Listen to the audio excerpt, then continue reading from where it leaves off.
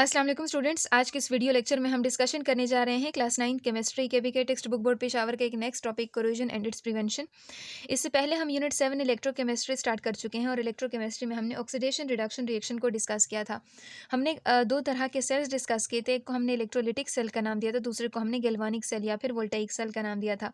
हमने कहा था कि अगर इलेक्ट्रिकल एनर्जी को केमिकल एनर्जी के अंदर कन्वर्ट किया जा रहा है और उससे हम कोई फ़ायदा ले रहे हैं, ठीक है, तो इस तरह के सेल्स को हमने नाम दिया था इलेक्ट्रोलिटिक सेल। फिर हमने दूसरी तरह के सेल्स डिस्कस किए थे, वोल्टेइक सेल या गैल्वानिक सेल। हमने कहा था कि ये वो सेल्स होते हैं कि जिनके अंदर केमिकल एनर्जी मौजूद होती है और केमिकल एनर्जी को इलेक्ट्रिकल एनर्जी के अंदर कन्वर्ट किया जाता है।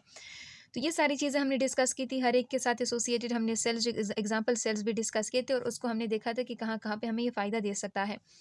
आज हम देखेंगे ऑक्सीडेशन रिडक्शन रिएक्शन, लेकिन दूसरे सेंस में, जिसको हम आमतौर पर कोरोजन कहते हैं, रस्टिंग कहते हैं। तो ये सारी चीज़ें आज हम देखेंगे।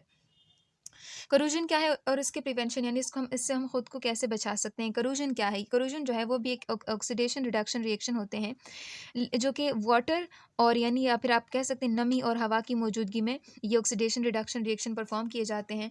और ये जो प्रोसेस होता है ये बहुत ज़्यादा स्लो प्रोसेस होता है। इससे लोगों का लाखों करोड़ों में नुकसान हो जाता है अगर एनुअली देखा जाए। तो यानी ये ऑक्सीडेशन रिडक्शन रिएक्शन होते हैं, ये मेटल को ख़राब करते हैं। मेटल जो है उसको खाते हैं। मेटल जो होते हैं वो बिल्कुल डिटेरियोरेट हो जाते हैं, ख़राब हो जाते हैं।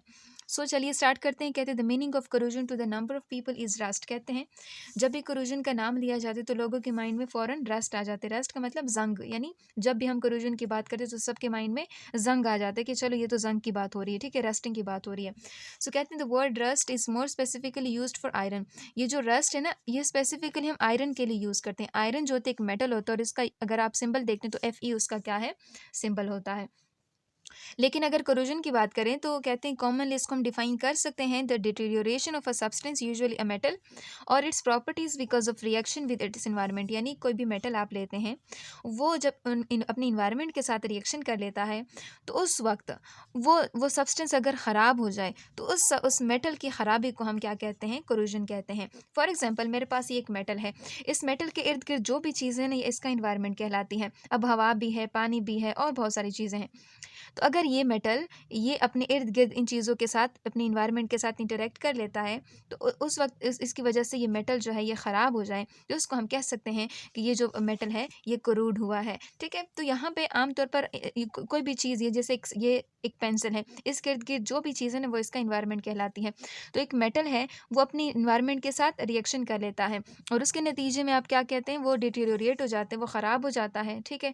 वो मेटल ख़राब हो जाता है। तो इसको हम क्या कहते हैं कि ये जो मेटल है ये कोरूड हुआ है, यानी यहाँ पे कोरोजन हुई है। कहते हैं the term corrosion and rust are almost synonymous. ये कहते हैं जो कोरोजन और रस्ट है ये जो दोनों टर्म्स हैं ये सिनोनिम्स है, मतलब एक दूसरे के लिए अल्टरनेटिवली आप इसको इस्तेमाल कर सकते हैं। दोनों का मतलब तकरीबन एक होते हैं, लेकिन ये जो रस्ट होती है स्पेसिफिकली हम एक मेटल के लिए इस्तेमाल करते हैं और जो कोरोजन होती है एक ब्रॉड सेंस में बहुत सारे मेटल, बहुत सारे सब्सटेंसेस के लिए हम इस्तेमाल करते हैं।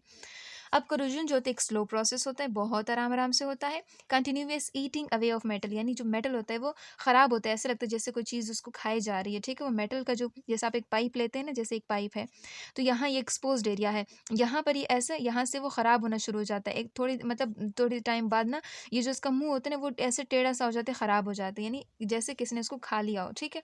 अब कहते हैं continuous eating away of metal by the environmental और सराउंडिंग, यानी इन्वायरमेंट और सराउंडिंग की वजह से कोई भी मेटल है वो ख़राब हो रहा है, तो उसको हम क्या कह सकते हैं कि ये जो मेटल है ये कोरूड हुआ है, यानी यहाँ पे कोरोजन हो चुकी है। अब ये जो कोरोजन होता है ये कहाँ से स्टार्ट होता है? ये always start from exposed surface, यानी ये उस सरफेस से स्टार्ट होता है। कोई मेटल है वो एरिया एक्सपोज्ड है, मतलब वो मेटल खाली मेटल आपको नजर आएगा, उसके ऊपर किसी किस्म की कोटिंग मौजूद नहीं है, ठीक है? जैसे आप कोई मेटल लेते हैं उसके ऊपर आप पेंट कर देते हैं, वो पेंट अगर वहाँ से हट जाए तो वो एरिया जो वो मेटल है वो एक्सपोज्ड हो गया है, तो वहाँ से कोरोजन स्टार्ट होगी। इसके बाद कहते हैं the corrosion is naturally occurring spontaneous phenomena. अब जो कोरोजन है ये स्पॉन्टेनियस प्रोसेस है, मतलब ये खुद ब खुद होता है। आप इसको आप यूँ समझ लें कि आप इसको करवाते नहीं हैं, ये खुद ब खुद होगा और ये उस मटेरियल को अपने लोवेस्ट पॉसिबल एनर्जी स्टेट में लेकर आएगा। आपको पता है कि जो मेटल होते हैं अगर वो वैसे ही पड़े हुए हैं, फ्री फॉर्म में पड़े हुए हैं, तो उस वक़्त उसके पास उसकी एनर्जी जो होती है बहुत ज़्यादा होती है और ये क्या करती है, यूनिवर्स में जो भी चीज़ होती है अपनी एनर्जी को कम करने की कोशिश करते हैं। अब ये जो कोरोजन होती है, इसमें जो मेटल होते हैं ये वाटर के साथ, ऑक्सीजन के साथ इंटरैक्ट कर लेते हैं, ऑक्साइड्स, हाइड्रोक्साइड और भी बहुत सारे कंपाउंड्स बना लेते हैं।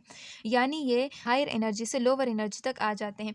आप यूँ समझ लें कि इसकी एनर्जी क्या हो जाती है, कम हो जाती है। जैसे मैंने आपको पहले बताया था कि जिसके पास एनर्जी ज़्यादा, इसका मतलब वो लेस स्टेबल है, वो अनस्टेबल है। जिसके पास एनर्जी कम है वो ज़्यादा स्टेबल है। अब वो जो मेटल है वो फ्री स्टेट में था, उसके पास एनर्जी ज़्यादा थी। जब एनर्जी ज़्यादा थी तो उसका मतलब वो अनस्टेबल था। अब जब उसने वो कंबाइन हुआ है ऑक्सीजन के साथ, वाटर के साथ और बहुत सारी चीज़ों के साथ, तो उसकी एनर्जी क्या हो गई है, कम हो गई है। अब जब एनर्जी कम हो गई है, इसका मतलब वो स्टेबल स्टेट में आ चुका है। अब यहाँ पर कहते हैं it is an oxidation reduction process. ये जो कोरोजन है ये ऑक्सीडेशन रिडक्शन प्रोसेस होता है, जो which takes place by the action of air in the presence of moisture with the metal. अब आप एक मेटल लेते हैं, उस मेटल के पास एयर भी मौजूद है, उस मेटल के पास मॉइस्चर यानी नमी भी मौजूद है। अगर ये दोनों चीज़ें मौजूद है तो मेटल जो होगा उसमें कोरोजन स्टार्ट होगी। अगर इनमें से कोई भी चीज़ मौजूद नहीं होगी तो वहाँ पे कोरोजन स्टार्ट नहीं होगी। जो मोस्ट कॉमन एग्जांपल है कोरोजन की वो आयरन की रस्टिंग है, यानी आयरन है, लोहा, लोहे को जंग लगता है। अब जैसे हमने कहा कि 3 चीज़ें रिक्वायर्ड हैं, एक तो मेटल होना चाहिए, दूसरा उसके साथ वाटर होना चाहिए, एयर होना चाहिए। आपके पास ना ये 3 मेरे पास एक बुक थी, इसमें एक एग्जांपल दी हुई थी। इसमें आप देखें जो आपके पास ट्यूब ए है इसमें वाटर भी है और यहाँ पर एयर भी है और देखिए मेटल भी है। इसी तरह एक दूसरा ट्यूब है, इसमें आपको सिर्फ पानी नज़र आ रहा है, हवा मौजूद नहीं है। और अगर आप यहाँ पे तीसरे ट्यूब में देखें तो इसमें पानी नहीं है, सिर्फ हवा है। तो अब यहाँ पे कौन से वाले में रस्टिंग जो है वो होगी, कौन सा वाला जो उसको जल्दी जंग लगेगा। तो इसमें आप देखेंगे वाटर भी है और एयर भी है। अगर ये दोनों चीज़ें मौजूद है तो रस्टिंग होगी। अगर इनमें से कोई भी चीज़ एब्सेंट हो, मतलब नहीं होगा या एब्सेंट होगा, तो फिर यहाँ पे रस्टिंग नहीं होगी। सो यहाँ पे आप देख सकते हैं कोरोजन को हमने क्या कहा कि कंटिन्यूअस प्रोसेस होता है, बहुत स्लो प्रोसेस होता है। और ये मेटल जो होता है ये कहाँ से स्टार्ट होता है, जहाँ से मेटल एक्सपोज्ड हुआ, वो जहाँ जहाँ से मेटल जो है वो उसके सरफेस के ऊपर कोई डेंट पड़ा हुआ है, कोई इसके ऊपर जो पेंट वगैरह है वो हट चुका है, ठीक है, तो वहाँ से ये स्टार्ट होगा। और ये ऑक्सीडेशन रिडक्शन रिएक्शन होते हैं और ये कब होंगे, अगर एयर भी हो और साथ में मॉइस्चर भी होगा। और यहाँ पे जो कोरोजन की बेस्ट एग्जांपल आपके पास मौजूद है वो रस्टिंग ऑफ आयरन है, यानी लोहे को जंग लगना। ठीक है, तो ये चीज़ें हमने देख ली। नेक्स्ट इंशाल्लाह हम रस्टिंग ऑफ आयरन जो है बहुत डिटेल वे में देखेंगे और इसकी प्रिवेंशन कैसे हो सकती है वो भी हम देखेंगे।